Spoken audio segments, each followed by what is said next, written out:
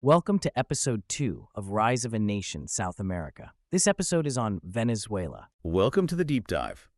Today, we're setting out on a chronological exploration of Venezuela's history. We'll start way back with the Spanish arrival and trace things right up to the present. Yeah, the idea is to really understand those key moments, those turning points that have shaped Venezuela into what it is today. Exactly. So let's dive right in. Spanish colonization, where do we begin? Well, it's interesting because even before the main independence push, there were these earlier flickers of resistance, Late 18th century, you start seeing the first attempts. Right, like Francisco de Miranda. He's a key figure early on. He tried those invasions in 1806, landing at La Vela de Coro. He did. But what's really telling is that they didn't gain much traction. Yeah, why was that? Sources point to a couple of things. Apparently, there was significant religious opposition, but also just, a general lack of popular enthusiasm or maybe indifference. People weren't quite ready to jump on board yet. It really shows how complex that colonial society was. And then, just a couple of years later, 1808, you have the Conjuración de los Mantuanos in Caracas. Yes, the Mantuanos. They were the elite, the powerful Creole families. And this was tied into events in Europe, wasn't it? With Napoleon invading Spain. Precisely. Napoleon throws Spain into chaos, creates a power vacuum, and the Mantuanos in Caracas see their chance. They think, okay, maybe we should form a governing board for Venezuela. It was about maintaining their own power, really. So these were the early sparks, but the main independence drive comes a bit later. Tell us about the elections in 1810. Right, so elections are held in late 1810, but, and this is crucial, you need to look at who could actually vote. It wasn't exactly universal suffrage, I take it. Not even close. Basically, you had to be a free man, over 25. Or 21 if you were married. Correct. And you needed property. Quite a bit, actually 2,000 pesos worth. So that immediately excludes, almost everyone else. Women, enslaved people, the poor. Completely shut out. Political power was concentrated in this very small, wealthy male group. It really reflects the existing social hierarchy. And the system itself was indirect, too. Yeah, 2 stages. Voters picked parish electors, and then those electors chose their representatives for the Congress. 1 deputy per 20,000 people, roughly. Okay, so this Congress, the Supreme Congress of Venezuela, gets set up on March 2nd, 1811. And just days later, March 5th, the old Supreme Junta of Caracas is dissolved. Things started moving pretty quickly once that process began. It seems like it. And were there specific groups pushing this forward?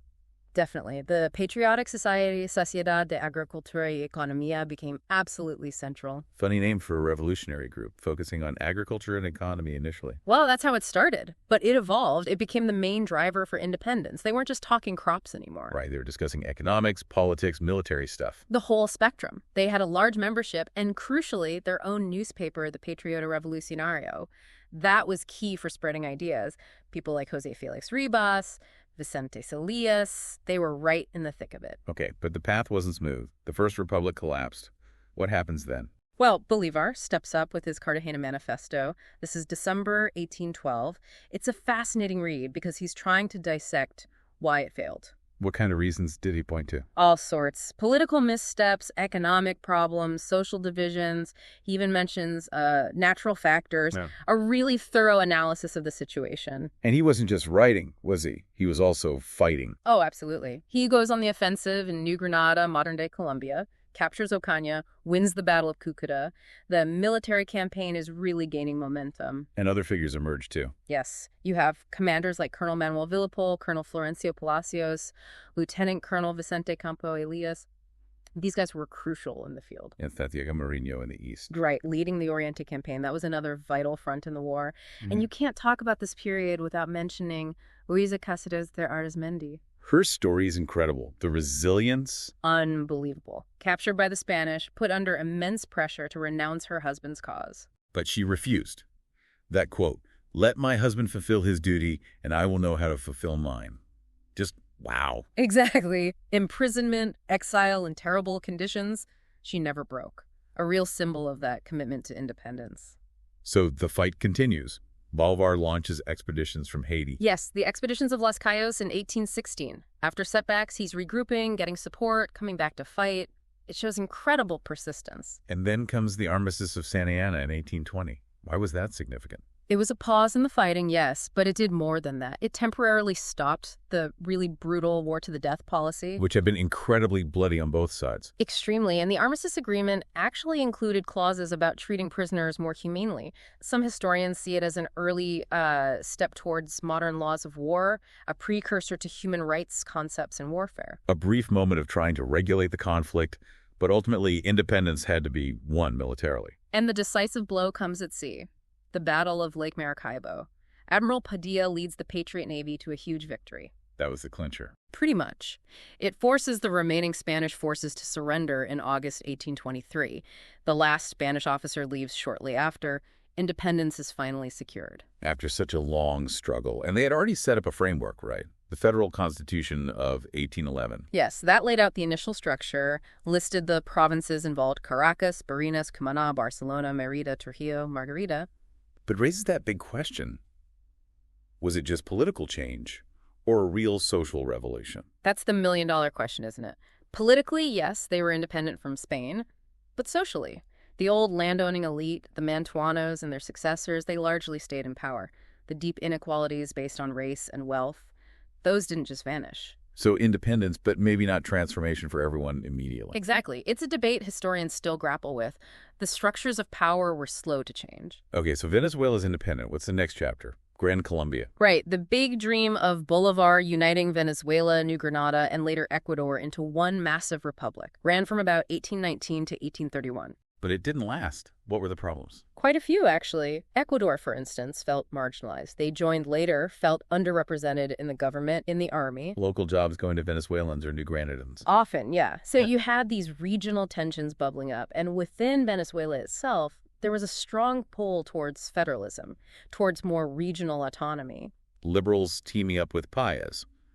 Jose Antonio Paez, the military leader. Exactly. They allied against the central government in Bogotá. Remember, Bolivar was president, but often away campaigning. Santander, the vice president, was running things day to day. And the voting system was still restrictive. Still very limited. Property requirements, indirect elections. It wasn't a system designed to foster broad unity, perhaps. All these factors contributed to Gran Colombia eventually falling apart. Okay, so after Gran Colombia dissolves, Venezuela goes its own way. What follows? The sources mention a period of dictatorship. Yes, Venezuela's had several periods of authoritarian rule. The sources specifically highlight Marcos Pérez Jiménez later on in the mid-20th century. What do we know about his regime? Well, we know how it ended. He fled the country in January 1958, driven out by massive popular protests. It wasn't just one group, it was resistance across all social classes. What fueled that resistance? Part of it seems linked to his government's own policies. They had this emergency plan with subsidies. Which sounds helpful, but it triggered a huge wave of migration from the countryside into Caracas. Shanty towns, ranchos sprang up rapidly. creating social pressures in the city. Huge pressures. This new urban population became a source of political instability. There were even military uprisings, though the armed forces managed to contain them. But the underlying discontent was clearly widespread. So the dictatorship falls, and then Venezuela enters a democratic period. Yes, there's a transition to democracy, though the sources we reviewed for this deep dive don't go into extreme detail on that specific era right after Pérez Jiménez. But then comes something that changes everything. Oil. Absolutely pivotal. Again, the exact moment of discovery isn't detailed here, but the impact is undeniable. Venezuela becomes a major global oil producer. And that brings wealth, but also problems. The resource curse. Textbook case, you could argue. Suddenly, the state has massive revenues, but it's all tied to this one commodity. It discourages economic diversification, can fuel corruption, makes the economy incredibly vulnerable to oil price swings. It reshapes the entire political and economic landscape. Fundamentally, for decades to come. Okay, let's jump forward significantly now to the era of Hugo Chavez. Yeah. He comes to power in 1999. Right. Elected on a platform of radical change, promising a Bolivarian revolution to uplift the poor and challenge the old order. This is formalized with the new 1999 Constitution. And he had the oil money to fund it, especially in the 2000s when prices were high. Exactly. That revenue fueled everything. Nationalization of key industries, oil, telecoms, electricity, and the creation of the misiones, these large-scale social programs. Aimed at improving access to food, housing, healthcare, education. Yes. Huge investments in those areas. Plus, promoting these communal councils meant to be a form of participatory democracy at the local level. Did it work? Did things improve for ordinary Venezuelans? Initially, yes. There were documented improvements. Poverty fell, inequality decreased slightly, access to services expanded between about 2003 and 2007. But sources suggest these gains didn't fundamentally alter the deep structural inequalities in the long run. And crucially, it was all incredibly dependent on those high oil prices. It wasn't sustainable without them. And the economic model itself had issues. Major issues started appearing even during the boom. Chavez himself declared an economic war in 2010 because shortages were already becoming a problem. Why shortages if there was so much oil money? Well, policies like heavy deficit spending and strict price controls. Price controls sound good, maybe, but they often lead to producers not being able to afford to make or import goods. So, shortages. By the end of his presidency, the economy was already showing serious signs of strain inflation climbing, poverty creeping back up, those shortages getting worse. It wasn't just the economy, though, was it? There were concerns about democracy under Chavez. Yes, significant concerns. Critics pointed to suppression of independent media, maneuvering with electoral laws, arrests, and sometimes exile of opponents. Enabling acts, government propaganda. Both were frequently used. Enabling acts allowed him to legislate by decree, bypassing the National Assembly, and state media expanded significantly. These actions led many observers to talk about democratic backsliding. And crime was a major issue, too. Tragically, yes. The murder rate increased substantially during his time in office, and corruption remained a persistent problem throughout the government and state institutions. Yet he was, and remains, incredibly influential. Not just in Venezuela. Hugely influential, he really positioned himself as a leader for Latin America, a symbol of resistance against U.S. influence and neoliberalism. This was the era of the pink tide in South America. Pushing for regional integration with groups like UNASUR, CELAC, ALBA. Exactly.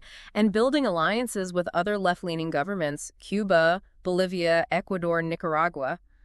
His ideology, Chavismo, was this blend of Bolivarianism, 21st century socialism, anti-imperialism. He identified as a Marxist. His inauguration itself was quite symbolic, wasn't it? Deviating from the oath. Yeah, right from the start, he signaled he wasn't playing by the old rules. He swore on the moribund Constitution, vowing to transform it. And he moved quickly, abolishing checks and balances. Pretty quickly, the old bicameral legislature was replaced with a single National Assembly. He appointed allies, many from the military, to key posts. This led to criticism about a new elite forming, the so-called Boliburguesia. People getting rich through state connections. And nepotism claims, too. Yes, those accusations were definitely there, with several family members in prominent positions. What about Plan Bolivar 2000? That early social program using the military. That was one of his first big initiatives, using soldiers for civic action, building infrastructure, distributing food, providing health care. It was popular initially, but later got bogged down in corruption scandals. And opposition started to build, worries about Cubanization. Yes, his close alliance with Fidel Castro in Cuba was a major point of contention for opponents.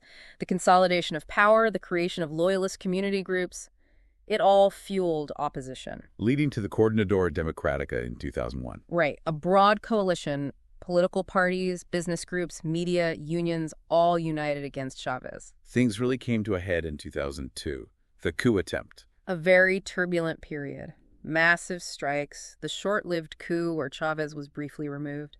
He later claimed he refused to authorize deadly force, Plan Avila, against protesters, which led some military officers to withdraw support. But he came back quickly. Very quickly. Huge counter-protests by his supporters, divisions within the opposition and military, lack of international recognition for the interim government.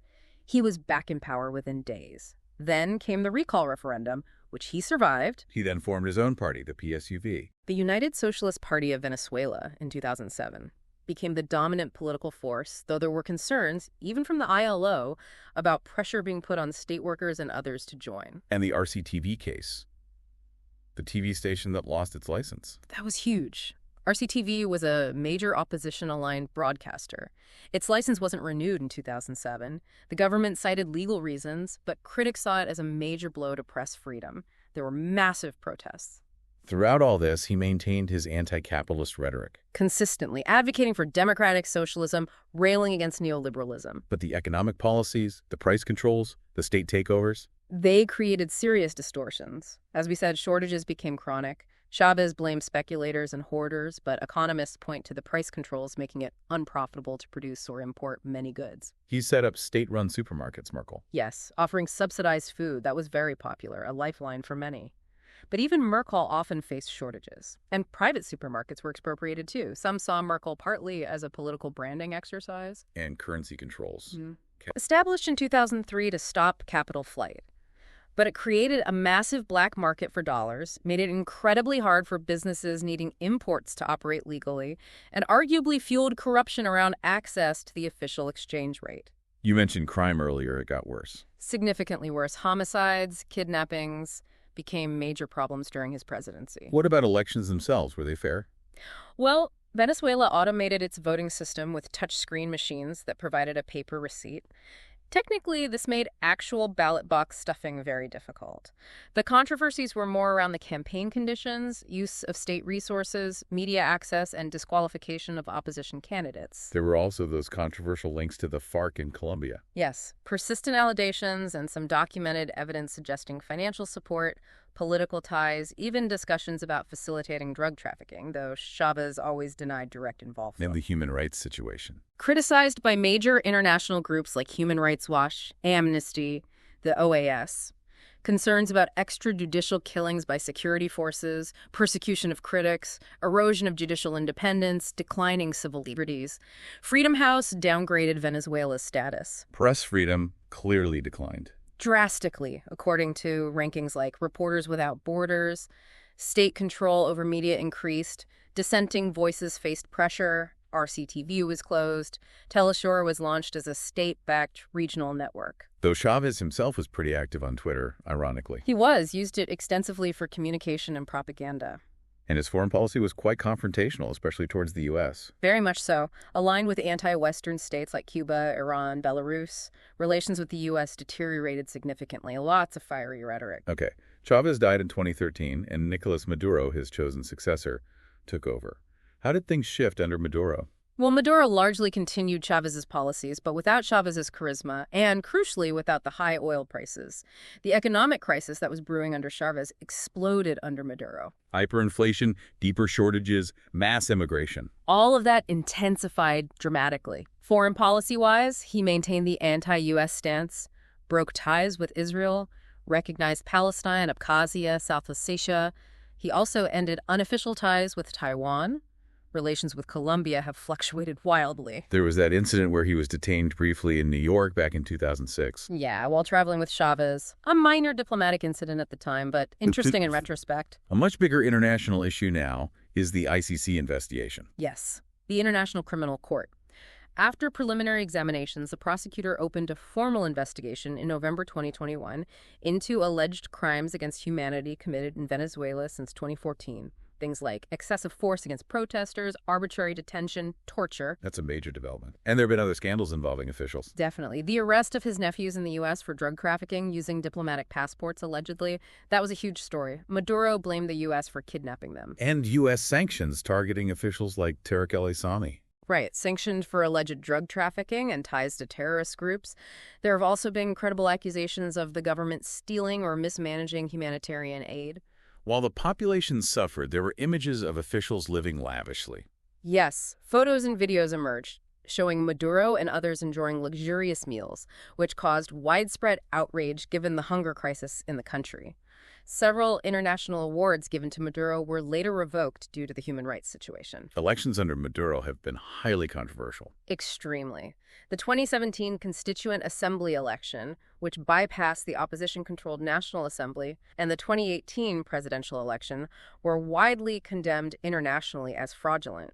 Turnout was very low in official figures, and even lower according to independent observers. This led to the challenge by Juan Guaidó. Exactly.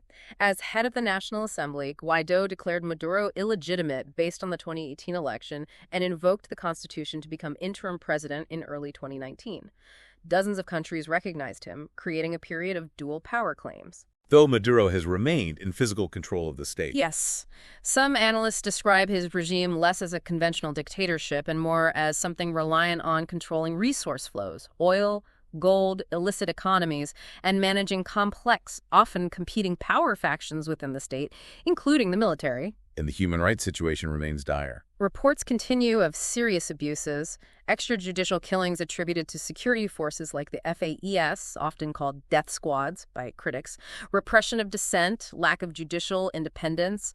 The UN Human Rights Office has documented many of these issues. And the economic collapse continues. Mass immigration. Millions have fled Venezuela, creating a regional migration crisis.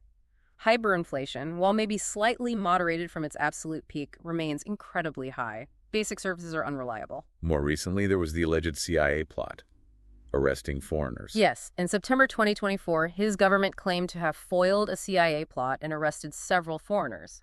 This is a recurring theme, blaming external actors for internal problems. And the Essequibo issue with Guyana flared up. Big time. The 2023 referendum asserting Venezuela's claim over the oil-rich Essequibo region significantly raised tensions with Guyana. And despite everything, Maduro was sworn in for a third term in January 2025. Yes, following elections that were again widely dismissed by the opposition and many international observers as neither free nor fair, he remains firmly in power, consolidating his control.